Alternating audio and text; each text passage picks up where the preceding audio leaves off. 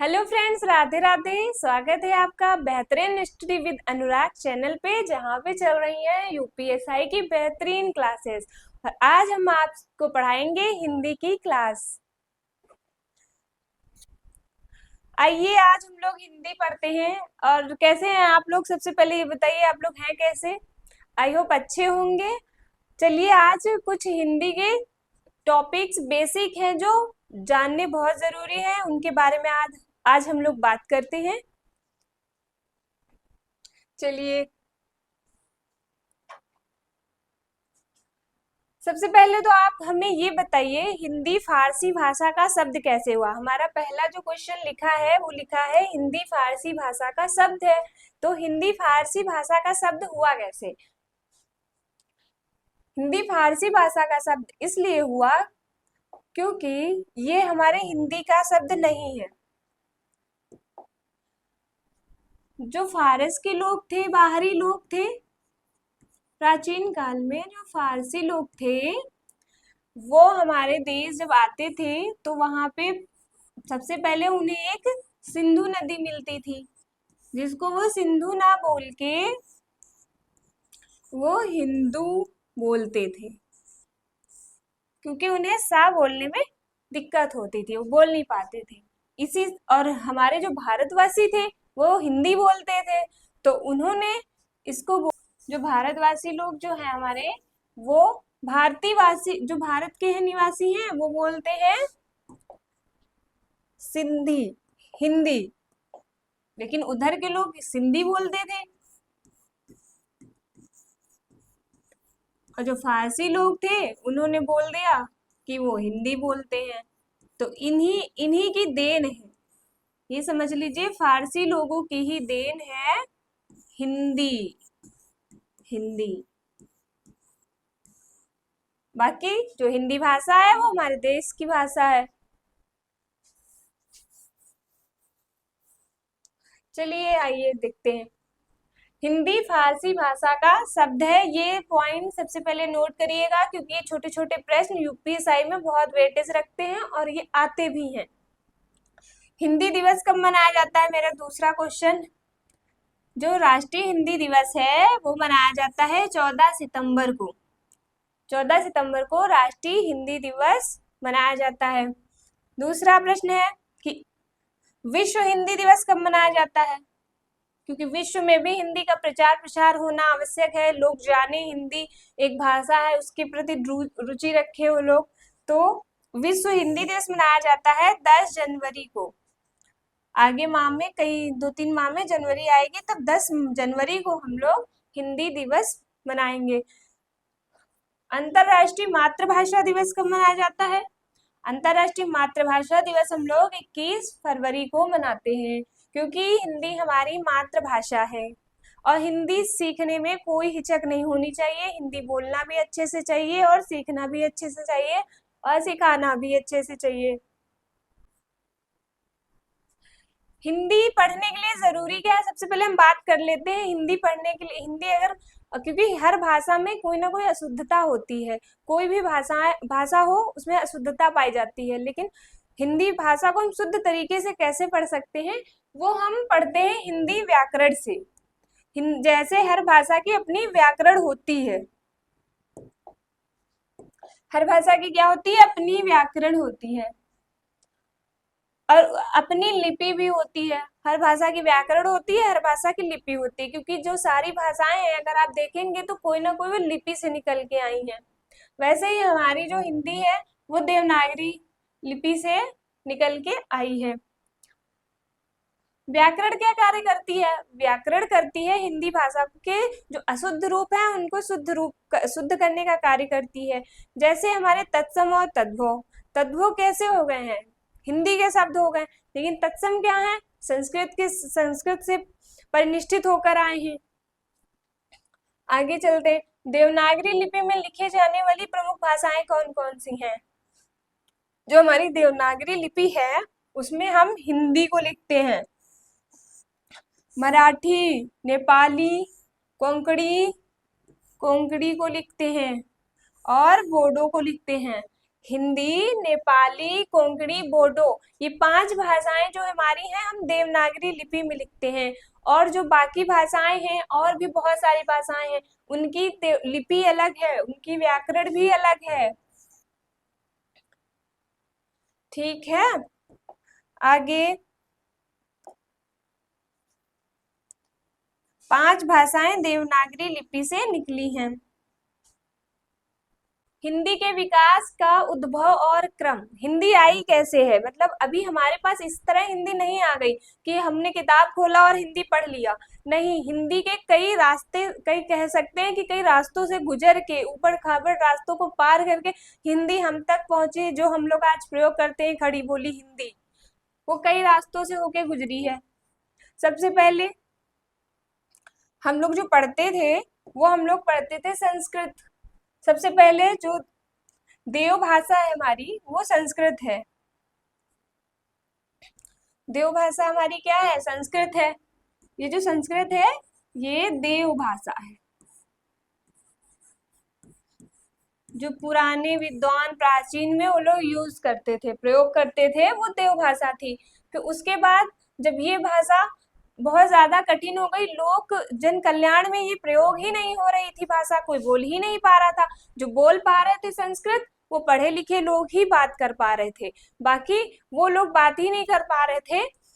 जो लोक कल्याणकारी, समझ लीजिए जीव, वो क्या बोल सकते हैं, जनमानस, जनमानस के लोग भाषा का प्रयोग नहीं कर पा रहे थे। फिर उसके बाद पाली भाषा आई। पाली भाषा भी बहुत दिन नहीं चली। फिर उसके बाद प्राकृत भाषा आती है, ये भी बहुत दिन तक नहीं चल पाती है। प्राकृत से निकल के सीधा अपभ्रंश भाषा आई। अपभ्रंश भाषा आई। जो अपभ्रंश भाषा आई, तो वो भी ज्यादा दिन तक नहीं चली, लेकिन उसके बाद भाषा और बदलती गई। फिर आई हमारी अवहट्ट, अवहट्ट भाषा। जो अवहट्ट भाषा है, इसमें कई ग्रंथ, कई चीजें लिखी गई, लेकिन ये भी कुछ दिन बाद नहीं चल पाई।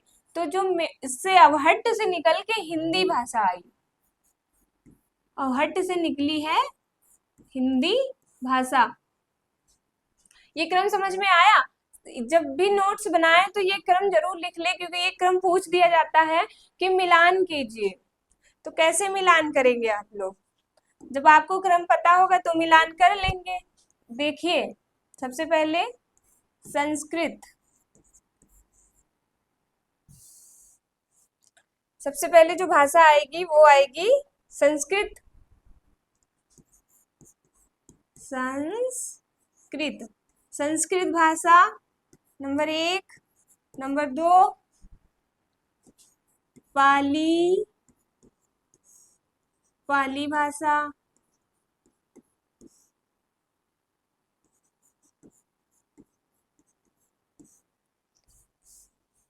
इसको हटा देते हैं।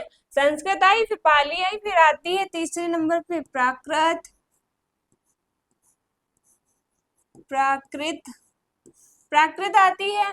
प्राकृत के बाद जो आती है चौथे नंबर पे, वो आती है अपभ्रंश।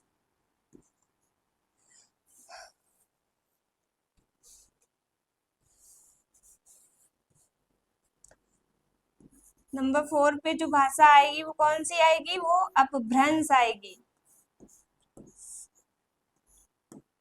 अपभ्रंश भाषा। नंबर 5 आपकी आ जाती है अवहट्ट, हट्ट, अवहट्ट। जब संस्कृत, पाली, प्राकृत, अपभ्रंश, अवहट्ट। अब आपको इसमें ये दे देगा, कहेगा कि आप लोग क्रम से लगाएं। उद्भव हिंदी, हिंदी के उद्भव, उद्भव या विकास को समझ लीजिए, को क्रम से लगाएं, लगाएं। आपको इस प्रकार का क्वेश्चन दिया जाएगा, लगाएं। ठीक है, तो आपको अगर ये क्रम पता होगा, सबसे पहले संस्कृत, फिर पाली, फिर प्राकृत, फिर अपभ्रंश, फिर अवहट्ट, फिर हिंदी निकल के आई है। तो अगर आपको ये क्रम पता होगा तो आप लगा लेंगे।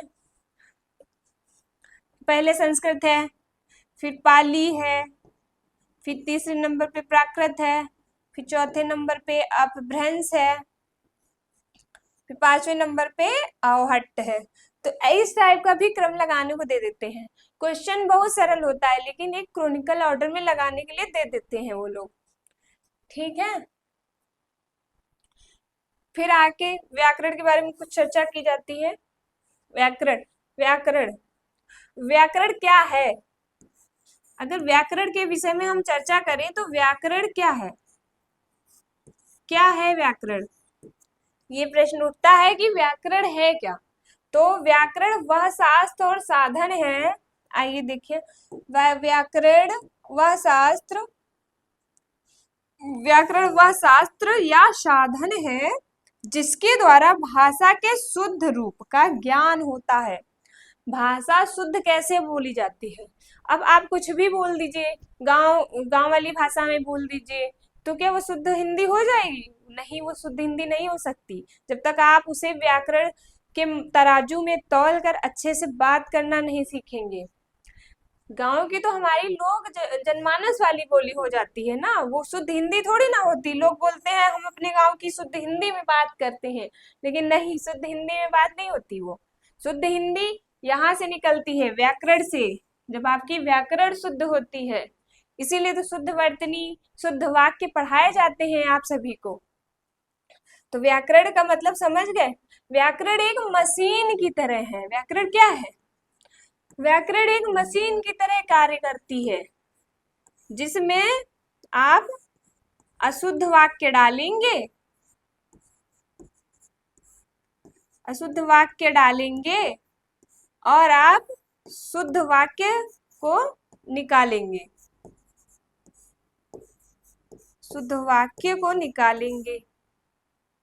इसमें व्याकरण वह है, साधन है, शास्त्र या साधन है जिसके द्वारा भाषा के शुद्ध रूप का ज्ञान होता है।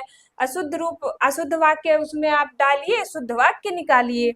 तद्भव तत्सम हमारे ये भी शुद्ध अशुद्ध तरीके से पढ़े जाते हैं। ठीक है, आगे आइए।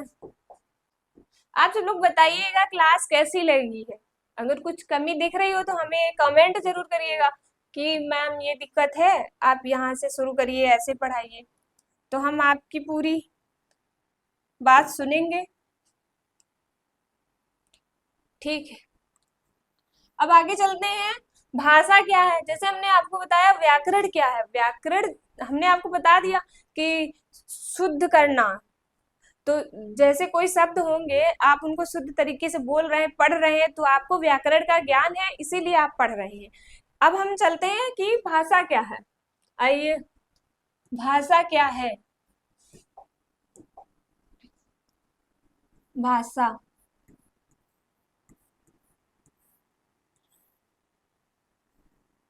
भाषा क्या है? भाषा विचारों का आदान प्रदान करने वाली एक प्रक्रिया है। भाषा क्या है? विचारों, विचारों, एक मिनट रुकिए। भाषा व्यक्ति अपने विचार एक दूसरे से, एक दूसरे से जब प्रकट करता है, प्रकट करता है, तो वह भाषा के माध्यम से ही करता है। भाषा के माध्यम से करता है, माध्यम से करता है। कोई व्यक्ति अपने विचार कैसे प्रकट करेगा? ऊ आ गौ ऐसे तो बोलेगा नहीं, क्योंकि ये तो शब्द है ही नहीं, लिपि है ही नहीं, कुछ यूज ही नहीं कर रहा है। तो व्यक्ति क्या करता है, व्यक्ति अपने जो विचार है जो विचार एक दूसरे से जब प्रकट करता है तो वह भाषा के माध्यम से ही करता है। इसीलिए यहाँ पे लिखा है कि भाषा विचारों के आदान प्रदान करने का साधन है। जो सामने वाला व्यक्ति है या हमसे आप हमारी और आपसे बात होगी तो बिना भाषा के हुए होगी ही नहीं। जो आप लिखते हैं वो भी एक भाषा है, और जो आप हम बोलते हैं वो भी एक भाषा है, लेकिन लिखने वाली लिखित भाषा हो जाती है और बोलने वाली मौखिक भाषा हो जाती है।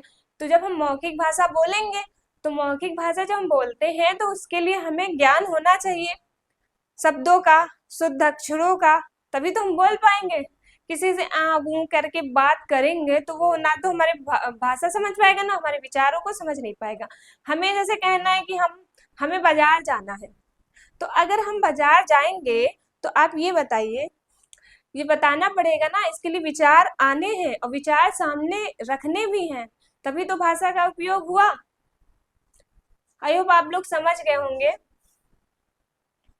और भाषा के दो रूप होते हैं, अभी मैंने आपको बताया वही चीज है। भाषा के कितने रूप होते हैं?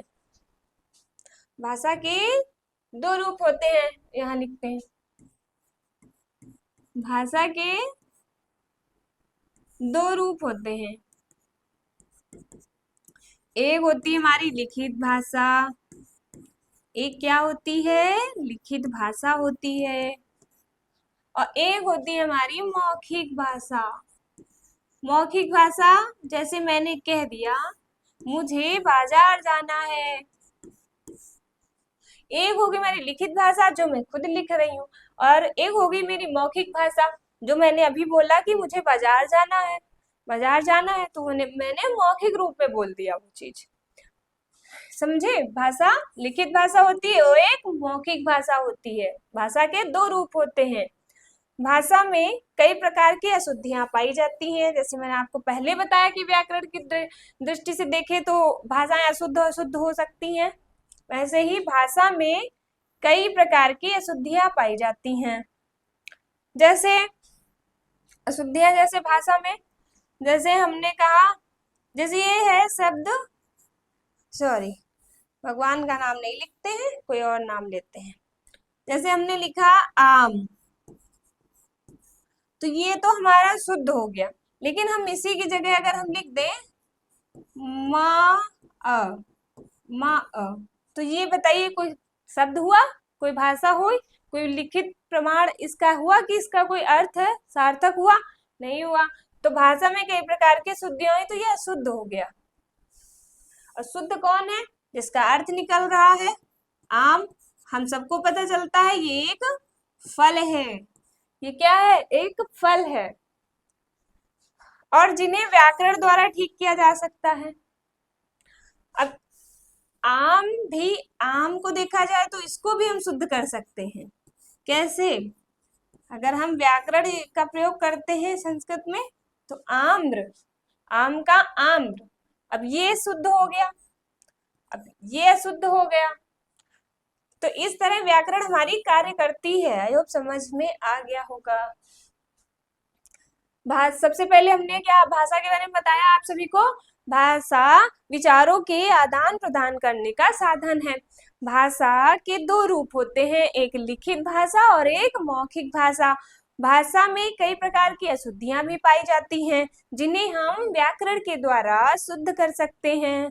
इसीलिए व्याकरण पढ़ना बहुत जरूरी है, व्याकरण का ज्ञान होना बहुत आवश्यक है। अब भाषा के रूप एवं संरचना में बात कर लेते हैं। भाषा के रूप एवं संरचना, उसका रूप क्या रहता है और उसकी संरचना। आइए,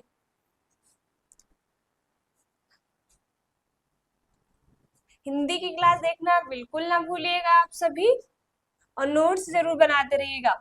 भाषा के रूप एवं संरचना, भाषा के रूप एवं संरचना। मौखिक भाषा में ध्वनियों के माध्यम से विचारों का आदान प्रदान किया जाता है। वही जो मैंने आपको अभी बताया कि जो मौखिक भाषा होती है हमारी, उसमें जो ध्वनियां प्रयोग होती हैं, ध्वनियों के माध्यम से विचारों का आदान प्रदान किया जाता है। लिखित भाषा में मुख से उच्चारित ध्वनियों को विशिष्ट चिन्हों के माध्यम से व्यक्त किया जाता है। जो लिखित भाषा होती है उसमें मुख से जो उच्चारित, मुख से जो हम बोल रहे हैं, ये जो हम बोल रहे हैं इसको अगर हम लिख दें तो वही लिखित भाषा हो जाती है। ध्वनियों के को विशिष्ट चिन्हों के माध्यम से व्यक्त किया जाता है।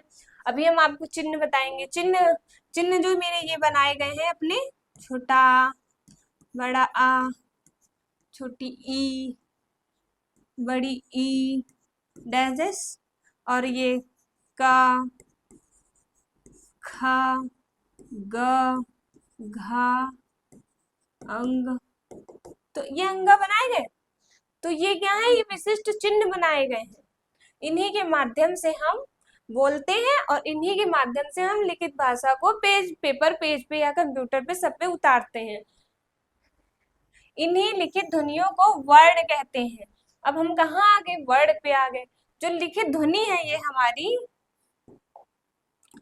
जो ये लिखित ध्वनि है हमारी, ये छोटा बड़ा, छोटी बड़ी, का, खा, ग, घा, अंगा, ये क्या हो गए, ये हमारे हो गए वर्ड, वर्ण कहे जाते हैं ये। आगे जो हम वर्णमाला पढ़ाएंगे अच्छे से आप लोगों को समझ में आ जाएगा। आज पहली क्लास है और बेसिक बताना बहुत जरूरी। वर्णों के समूह से शब्द भी बनते हैं। अब जो ये वर्ण है हमारे, इनसे अगर हमको शब्द बनाना है तो हम कैसे शब्द बनाएंगे, आइए जानते हैं। जैसे हम ये गा ले लेते हैं और ये बड़ा ले लेते हैं, इससे स्वर से बड़ा और व्यंजन से गा। तो हम देखना अभी शब्द बना के दे देंगे आपको। आ और गा मिला के क्या बन गया, आग। और ये हम ले लेते हैं बड़ी ई और ये ले लेते हैं खा, खा ले लेंगे तो यहां हम बना देंगे तो क्या बन गया, ईख। तो इन्हीं लिखित ध्वनियों को हमने वर्ण कहा। और वर्णों के समूह से बने हम, ये जो समूह है वर्णों के, इनसे बने हुए जो समूह है, समूह से जो बने हैं वो शब्द कहलाए। तो ये क्या हो गए, ये हो गए हमारे शब्द, ये हो गए शब्द। जो आग और ईख बना है, क्या बना है, ये बना है शब्द बना है। फिर ये जो शब्द है, अब इसी प्रकार के बहुत सारे हम लोग शब्द बना दें। शब्दों के समूह से वाक्य बनता है। वाक्य कैसे बनता है, शब्दों के समूह से वाक्य बनता है। तो इस तरह के बहुत सारे शब्द लिखे जाएंगे, फिर उसको एक सार्थक क्रम में लिखेंगे तो वो हमारा वाक्य बन जाएगा। क्या बन जाएगा, वाक्य बन जाएगा। हम आपको अच्छे से समझाएंगे वर्ड, इसमें आपको थोड़ी थोड़ी वर्णमाला भी समझ में आएगी। आपको वर्णमाला बिल्कुल समझ में आएगी। ये जो बेसिक होता है, बेसिक समझ लेने के बाद वर्णमाला का ज्ञान हमें पूर्णता हो जाता है। और सभी लोग अपनी कॉपी में स्वर और व्यंजन अच्छे से लिख के चिपका लीजिए जहां भी पढ़ते हैं आप लोग, क्योंकि वर्णमाला सबको आनी चाहिए। वर्ण क्या है, वर्ण क्या है, वर्ण क्या है भाई, आइए हम लोग जानते हैं वर्ण क्या है। वर्ण हमने आपको बताया है ब्रीफ में, लेकिन आगे चलिए वर्ण देखते हैं क्या है। ये हो गए वर्ण, वर्ण हो गए। चलिए जानते हैं वर्ण क्या होते हैं। जैसे हमने यहाँ से लिखना शुरू किया, छोटा बड़ा, छोटी ई, बड़ी ई, छोटा ऊ, बड़ा ऊ। तो यहाँ आ जाइए सर, हमने लिखा री, ए, इसको ए बोलते हैं और इसको अय बोलते हैं। लेकिन बहुत लोग क्या सोचते हैं कि छोटा ए बड़ा ए, बड़ा छोटा ए बड़ा ए नहीं होता, छोटा ए ही होता है, बड़ा अय होता है, अय बोलते हैं। फिर छोटा ओ बोलते हैं इसको, और इधर आएंगे तो बोलेंगे बड़ा आओ। फिर इधर अंग, फिर आहा। तो ये क्या हो गए हमारे वर्ण हो गए। इसीलिए तो वर्णमाला कहते हैं, वर्णों की माला, वर्णों की माला इसीलिए बोलते हैं भाई। अ आ इ ई उ ऊ री ए ऐ ओ औ अंग आहा, ये हो गए हमारे वर्णमाला। तो वह लघुतम सार्थक ध्वनि जिसके टुकड़े ना किए जा सके, जिसके हम टुकड़े ना किए जा सके और छोटा हो। छोटा कौन है इसमें, ये वर्ण छोटा है। और सार्थक ध्वनि इसलिए है कि इसमें हम कुछ भी लगा देंगे, पीछे लिखेंगे, व्यंजन जोड़ेंगे तो सार्थक ध्वनि ही निकलेगी, क्योंकि ये मनोवैज्ञानिक लिपि है। ठीक, वह लघुतम सार्थक ध्वनि है जिससे टुकड़े ना किए जा सके। अब इसके आप टुकड़े करके हमें दिखा दीजिए। छोटा आगे कितने टुकड़े कर सकते हैं आप सभी, छोटा आगे टुकड़े नहीं हो सकते, आप लोग टुकड़े करके दिखा सकते हैं तो दिखा दीजिए। सार्थक ध्वनि, अब ये सार्थक भी है अपने आप में, अर्थ देगी। इसके आगे हम कोई शब्द जोड़ेंगे सार्थक शब्द तो अर्थ मिलेगा। पूर्ण ध्वनि अपने आप में ही पूर्ण है, ये इसको किसी की आवश्यकता नहीं है।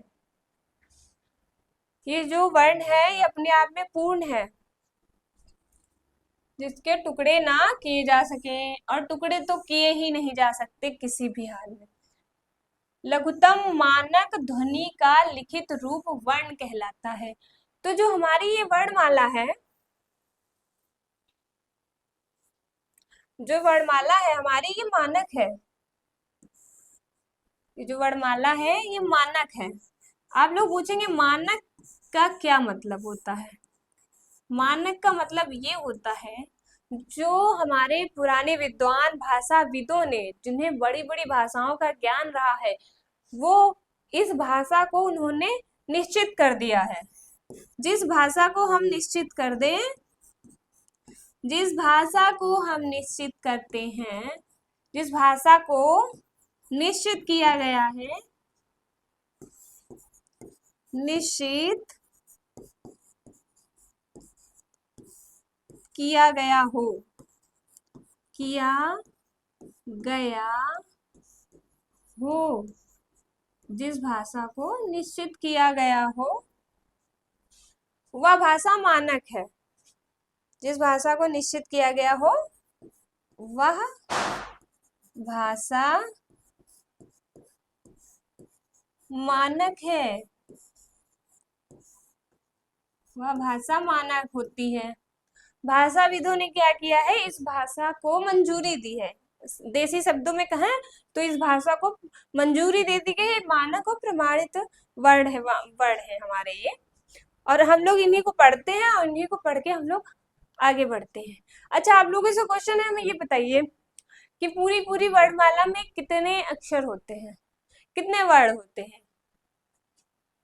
बताइए। आप लोग कमेंट करिए, वर्णमाला में कितने अक्षर होते हैं। तो जो वर्णमाला है, यहाँ लिख देती हूँ,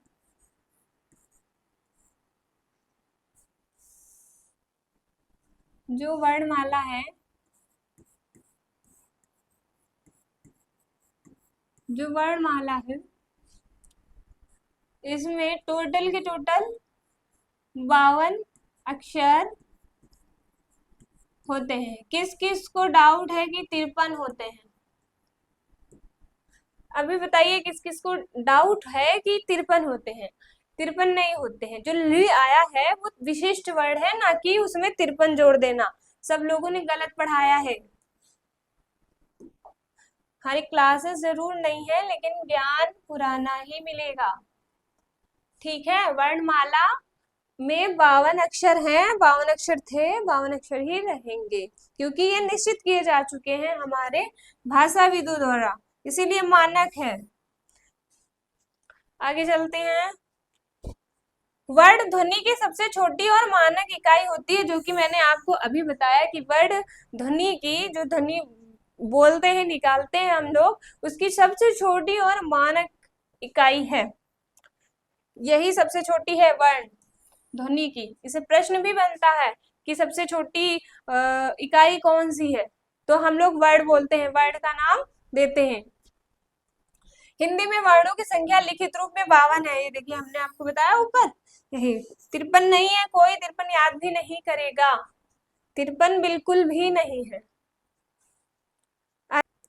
जैसे आइए, हमने आपको बोर्ड पे जितना लिखकर बताया है वही हमने यहाँ पे लिखा भी है, तो निसंदेह रहे आप, आपको दोनों प्रकार से समझाया जाएगा। जैसे छोटा, बड़ा, छोटी, आगे की वर्णमाला, फिर ये हमारे चिन्ह क ख ग घ अंगा आदि चिन्ह निश्चित चिन्ह है, और ये हमारे मानक हैं, मानक मानक अक्षर है, ये अक्षर या वर्ण बोलिए। और हमारी जो लिपि है वह वैज्ञानिक है, क्योंकि एक एक अक्षर का एक ही अर्थ होता है, इसीलिए वैज्ञानिक बोली जाती है। भाषा की सबसे छोटी इकाई क्या है? वर्ण है। ये एक प्रश्न बहुत इंपॉर्टेंट है, आप लोग इसे नोट डाउन करिए। भाषा की सबसे छोटी इकाई क्या है? वर्ण है, इंपॉर्टेंट है, ये क्वेश्चन पूछा जाता है, और यही क्वेश्चन सबका गलत हो जाता है, क्योंकि सबको लगता है कि हम क्यों पढ़े, बहुत आसान क्वेश्चन है, लेकिन भाषा की सबसे छोटी इकाई वर्ण बोला जाएगा, भाषा की सबसे छोटी इकाई वर्ण बोलेंगे। फिर भाषा की सार्थक इकाई क्या हो जाएगी? अब जब दूसरा प्रश्न पूछा जाए भाषा की सार्थक इकाई क्या है, तो भाषा की सार्थक इकाई आप सभी को वाक्य बतानी है, फिर आप ध्वनि नहीं बता, वर्ण नहीं बता सकते। तो भाषा की सबसे छोटी इकाई या सबसे छोटी ध्वनि पूछी जाएगी, तो आप यहाँ पे वर्ण बता सकते हैं, बता सकते हैं नहीं, बताएंगे, लेकिन भाषा की सार्थक इकाई जब पूछी जाए या सार्थक ध्वनि पूछी जाए, तो आप वहां पे वाक्य बताएंगे, वाक्य का नाम लेंगे, क्योंकि सार्थक पूछ रहा है जिससे अर्थ प्रकट हो। अब आगे चलते हैं, फिर आगे हम जानते हैं शब्द क्या होते हैं। शब्द, क्लास कैसी लग रही है आप लोग बताते रहिएगा बीच बीच में।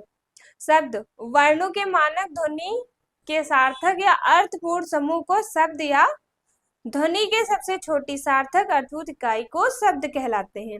आइए जानते हैं शब्द क्या होता है। शब्द मैंने आपको पहले समझा दिया है, लेकिन हम हमारी स्लाइड आई है, इसमें भी हम आपको समझाएंगे।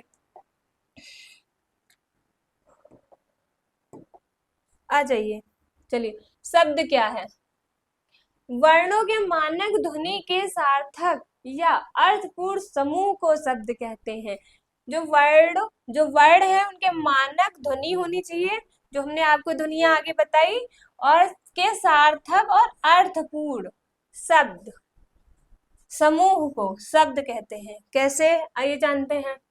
जैसे आग, जल रही है, ठीक, ये क्या हो गया? ये एक समूह हो गया, वर्णों के शब्दों के समूह हो गए, समूह हो गए शब्दों के, तो ये भी शब्द हुआ, ये भी शब्द हुआ, ये भी शब्द हुआ, और ये सार्थक शब्द लिखे गए हैं। ध्वनियों की सबसे छोटी सार्थक अर्थपूर्ण इकाई शब्द कहलाती है, जो सारे सार्थक हैं इसीलिए शब्द कहलाएंगे। अब आप यहाँ लिख दीजिए, जल है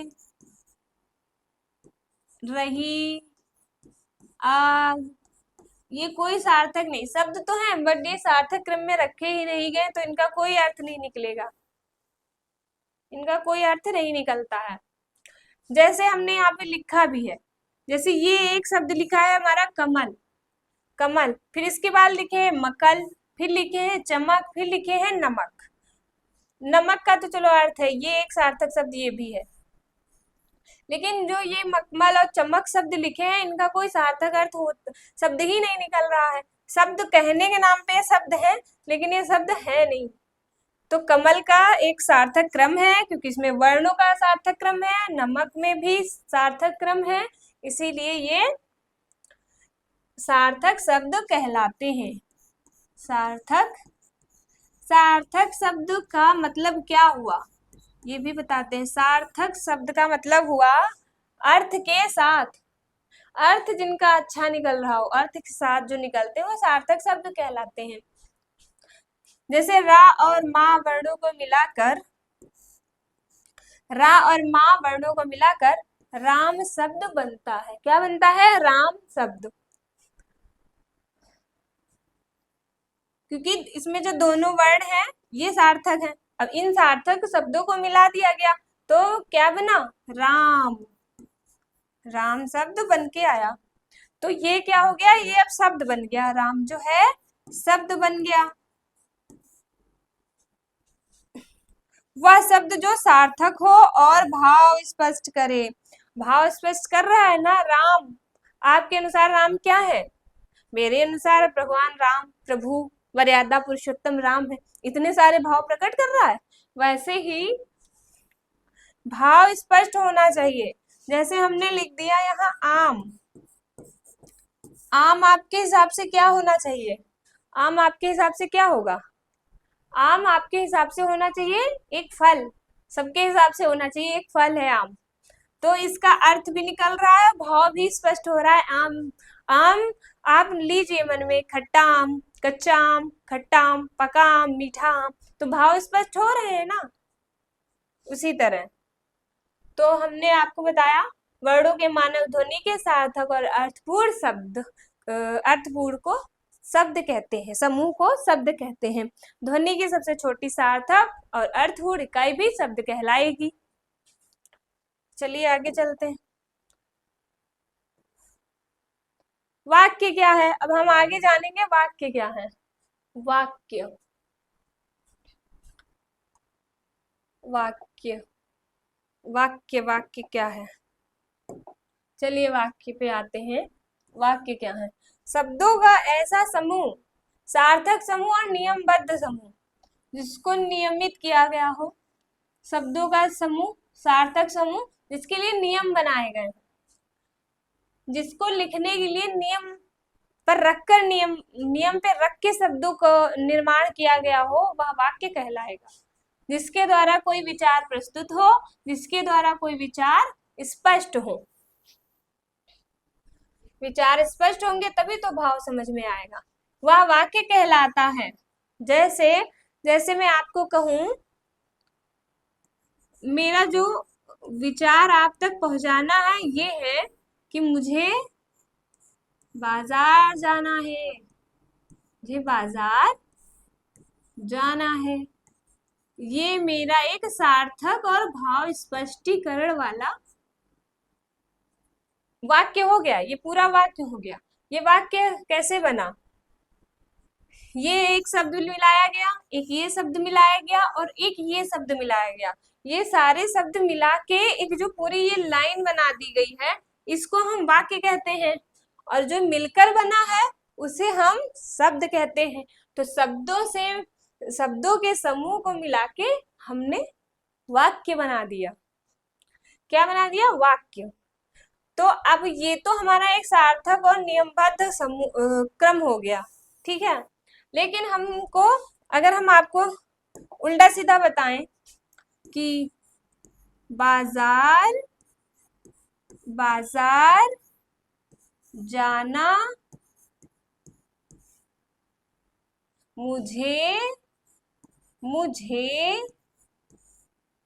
बाजार जाना मुझे है, तो इसमें आपको क्या सार्थक दिख रहा है? शब्द तो है, ये जो है हमारे, ये शब्द है, ये शब्द है, ये भी हमारा शब्द है। ये जो जाना है ये अपनी जगह पे एक शब्द है जो वर्णों से मिलकर बना है, ये भी एक शब्द है।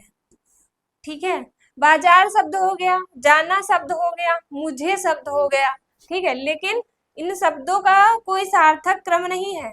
इनका बाजार पहले लिख दिया, कोई नियम है? कोई नियम बन ही नहीं रहा इनका। कोई नियम बना? नियम पूर्वक बनाए नहीं है मैंने इनको। बाजार, जाना, मुझे है, ना नियम बनाया ना सार्थक समूह बनाया। तो ये क्या हो गए? ये हो जाता है हमारा गलत। वाक्य की दृष्टि से गलत है ये, वर्ण की दृष्टि से सही है क्योंकि इसमें वर्णों का प्रयोग किया गया है। शब्द की दृष्टि से भी सही है क्योंकि शब्द सही रखे गए, लेकिन उलट पुलट कर दी गई है, सार्थक नहीं है ये। तो जब हम तक सार्थक नहीं लगाएंगे तब तक ये वाक्य सही नहीं माना जाएगा, बिल्कुल सही नहीं माना जाएगा। आइए इधर जानते हैं। तो मेरा वाक्य क्या सही हो जाएगा? मुझे बाजार जाना है, ये नियम मैंने लगाया है, नियम लगा के मैंने बनाया है, इसीलिए ये सही है। जैसे इसमें दिया गया है, देखिए, जैसे राजा आम खाता है। राजा क्या कर रहा है? राजा आम खाने का काम कर रहा है। फिर खाता आम राजा है। दूसरा क्या हो गया? खाता आम राजा है। तीसरा है राजा आम खाता। फिर चौथा, आम राजा खाते हैं। आम राजा खाते हैं। कुछ समझ में नहीं आ रहा क्योंकि ये नियम पूर्वक और सार्थक शब्द नहीं रखे गए। लेकिन जो ये है हमारा राजा आम खाता है, इसमें पूरा का पूरा एक सार्थक नियम लगा है। आइए देखते हैं। जैसे लिखा है, राजा आम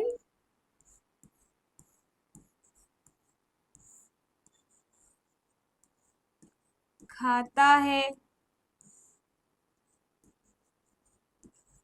राजा आम खाता है, तो इसमें किया गया है, कैसे ये सार्थक दिख रहा है? आइए जानते हैं। हमारा जो राजा हो गया, इसमें नियम लगाया गया है। राजा हो गए कर्ता, कार्य को करने वाले को कर्ता हम बोलते हैं। और आम क्या हो गया? कर्म। कर्म क्या हुआ? आम। और खाता है क्या है? क्रिया है भाई, खाने वाला, चलने वाला, ये सब क्रिया कर रहे हैं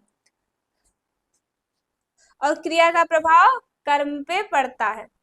तो कर्ता राजा हो गए, आम कर्म हो गया, खाता क्रिया हो गई। तो ये हो गया हमारा नियम, एक व्याकरण का नियम लगा है ये, तब जाके ये वाक्य बना है। हिंदी बहुत अच्छी होती है, आप लोग पढ़ेंगे तो मजा ही आ जाएगा। नियम कौन सा लगा? कर्ता कर्म क्रिया लगे हैं साथ में, तब जाके एक वाक्य बना है हमारा। वाक्य क्या बना है? वाक्य बना है राजा आम खाता है। अगर हम इस नियम को उलट पुलट कर देते तो ये वाले शब्द बनेंगे, खाता आम राजा है, ये नहीं। ये कर्ता कर्म क्रिया, जैसे नियम लगाएंगे वैसे ही वाक्य बनेंगे। ठीक, ये समझ में आया? शब्दों का ऐसा समूह और सार्थक समूह और नियमबद्ध समूह जिसके द्वारा कोई विचार प्रस्तुत होते हैं, उसे हम वाक्य बोलते हैं। वर्ण और शब्द और वाक्य और व्याकरण, इन चीजों के बारे में मैंने आज आपको बताया है। आगे चल टॉपिक से बिल्कुल करवाएंगे। जैसे इधर आइए, मैंने आपको समझाया वही इधर लिखा है, देखिए। हाँ, इधर आइए सभी लोग। नियम के माध्यम से वाक्य बनाया जाता है, ये हमने आपको अभी पढ़ाया है स्लाइड पे ही कि राजा जो है कर्ता है, आम कर्म है, खाता क्रिया हो गई राजा की, क्योंकि उसे आम बहुत पसंद है, खा रहा है, कर्म कर रहा है। वाक्य भाषा की सार्थक इकाई होती है। वाक्य क्या हो गई? अब ये भाषा की सार्थक इकाई हो गई। कोई भाषा बोलना लिखना, उसके लिए सार्थक अगर इकाई होगी तो वो वाक्य होगी। वाक्य से शुरुआत। सार्थक व नियमबद्ध शब्दों का समूह वाक्य कहलाता है। जो शब्दों का समूह होता है उसे हम वाक्य कहते हैं। अशुद्ध भाषा की शुद्धिकरण करने का कार्य व्याकरण करती है। व्याकरण जो है हमारी, वो शुद्धिकरण का कार्य करती है, एक मशीन की तरह कार्य करती है, जिसमें आप अशुद्ध शब्द डालेंगे और शुद्ध शब्द निकालेंगे। चलिए आगे चलते हैं। व्याकरण के माध्यम से भाषा के लिखित व मौखिक दोनों के शुद्ध रूपों का ज्ञान होता है। ये बात सच है कि जब हम लिखते हैं, लिखेंगे तब भी व्याकरण का प्रयोग होता है, और जब हम बोलेंगे, अगर हम शुद्ध रूप से बोल रहे हैं तो भी उसमें व्याकरण का प्रयोग किया गया है। जब हम बोलेंगे तो उसमें भी व्याकरण का शुद्ध रूप से प्रयोग किया गया है। हमारे चैनल को जरूर से जरूर सब्सक्राइब करिए और वीडियो को शेयर भी करिए। लिखित व मौखिक दोनों के शुद्ध रूपों का ज्ञान होता है। किसके माध्यम से? व्याकरण के माध्यम से। अब कामता प्रसाद जी की एक परिभाषा है, देख लेते हैं उसे। कामता प्रसाद जी ने कहा है कि जिन शब्दों के शुद्ध रूप और प्रयोग के नियमों का निरूपण होता है उसे हम व्याकरण कहते हैं। शुद्ध रूप का प्रयोग और नियमों का निरूपण होता है उसे हम व्याकरण कहते हैं। जैसे इसमें दिया भी है, लड़के ने रोटी खाया, अच्छे से इसमें नहीं कहा गया इसीलिए यह अशुद्ध वाक्य हो गया। फिर दूसरा प्रश्न दूसरा जो दी है, लड़के ने रोटी खाई है, यह शुद्ध वाक्य है। लड़के ने रोटी खाई है, रोटी खाई जाती है ना कि खाया जाता है। आई होप आप लोग को समझ में आ रहा होगा।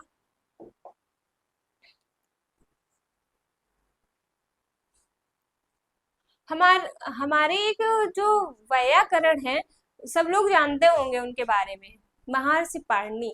इन्होंने व्याकरण पर एक बहुत बड़ा ग्रंथ लिख डाला है।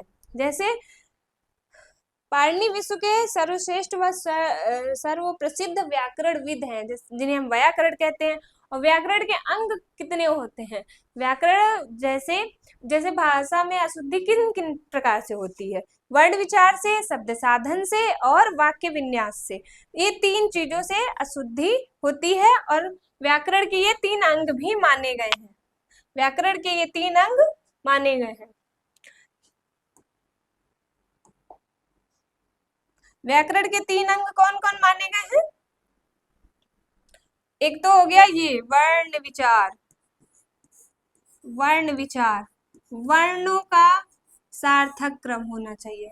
फिर हो गया शब्द विचार, शब्द विचार, शब्द का शुद्धिकरण होना चाहिए, शब्द अच्छे से सार्थक क्रम में लिखे होने चाहिए। फिर तीसरा क्या है? वाक्य विन्यास, वाक्य विन्यास। वाक्य विन्यास मतलब वाक्यों का अच्छे से निरूपण किया गया हो। व्याकरण में ये तीन अंग होते हैं और इन्हीं तीन अंगों के माध्यम से ही हमारी हिंदी व्याकरण के द्वारा शुद्ध रूप लेती है, शुद्ध रूप लेती है। चलिए, आज क्लास फ्रेंड्स यहीं तक थी। आगे हम आपको बेहतर से बेहतर क्लासेस लाने का प्रयास करेंगे और आप लोग बताइए हमें क्लास कैसी लगी, और हमारे चैनल को सब्सक्राइब करना कभी ना भूलें। बेहतरीन स्टडी विद अनुराग चैनल, और इस वीडियो को और इस चैनल को आप लोग शेयर करते रहिए। Thank you.